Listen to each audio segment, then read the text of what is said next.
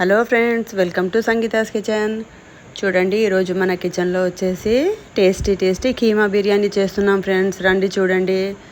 First అయితే ఒక half KG mutton keema తీసుకొని శుభ్రంగా వాష్ చేసి పక్కన పెట్టుకోవాలి. తర్వాత ఒక పావు కేజీ ఆనియన్ కట్ చేసి దాన్ని కూడా నీట్గా కడుక్కొని ఆయిల్లో ఫ్రై చేసుకోవాలి. ఒక 4 and 5 table spoon oil heat చేసిన తర్వాత ఆనియన్ బ్రౌన్ కలర్ వచ్చే వరకు ఫ్రై చేసుకోవాలి. అప్పటి వరకు మనము ఒక మిక్సీ జార్లో అల్లం, వెల్లుల్లి మరియు చూడండి పచ్చిమిర్చి, ఇంకా కావాల్సిన గరం మసాలాలు, బిర్యానీ గురించి షాజీరా, లవంగాలు, చెక్క, ఇంకా మిరియాలు, ఇలాచీలు అవన్నీ వేసి గ్రైండ్ చేసుకోవాలి. కొంచెం ఉప్పు వేసి రుచికి సరిపడా గ్రైండ్ చేసుకున్న తర్వాత మనము దీన్ని కీమాలో వేసి ఆయిల్లో వేసుకోవాలి. ఆనియన్ బ్రౌన్ కలర్ వచ్చేసింది కదా, అందులో మనము మిక్సీ పట్టుకున్న ఐటమ్స్ అన్నీ ఆనియన్లో వేసి అందులోనే మనము వాష్ చేసి పెట్టుకున్న కీమా కూడా యాడ్ చేసుకోవాలి.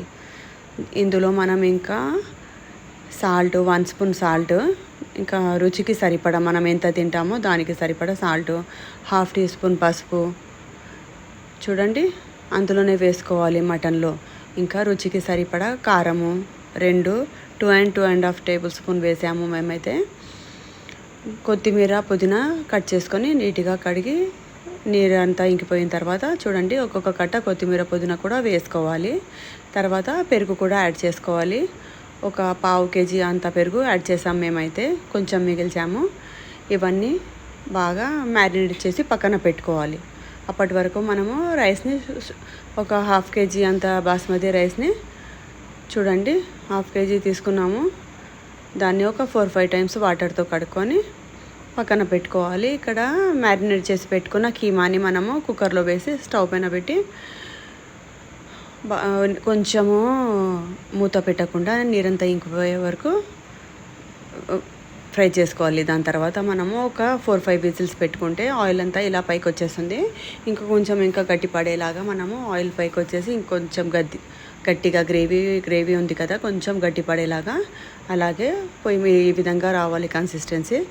చూడండి ఆయిల్ మొత్తం పైకి వచ్చేసింది. అప్పటి వరకు మనము వేరే ఇంకా ప్రిపేర్ చేసి పెట్టుకున్నాం కదా రైస్ కూడా పొయ్యి మీద పెట్టేసి అన్నం అయితే వండుకోవాలి.